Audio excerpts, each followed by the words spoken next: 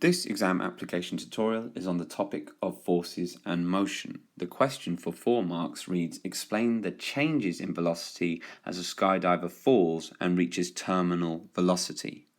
So firstly, realize that it's just talking about a skydiver falling and reaching its fastest speed. We're not talking about when the parachute opens. We're not going that far. So again, we can break this down into multiple questions. Firstly, describe how the forces acting on a skydiver change as they fall. That's what we really want to say when we say explain the changes. Then relate the size and direction of the forces acting on the skydiver to their motion. In other words, are they traveling at constant speed or are they accelerating?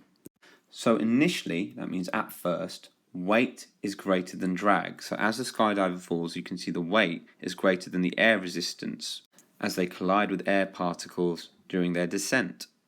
So when one force is bigger than the other, this causes the skydiver to accelerate. So you can see that they're accelerating, their velocity is getting faster and faster. But as they continue to fall, the drag increases until it equals weight. So you can see as they continue to fall, those forces are balanced.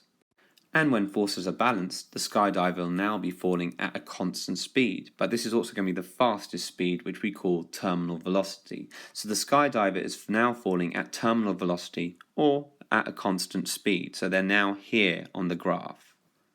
Their speed is no longer changing. They've reached the maximum speed they can fall at due to the effect of Earth's gravity.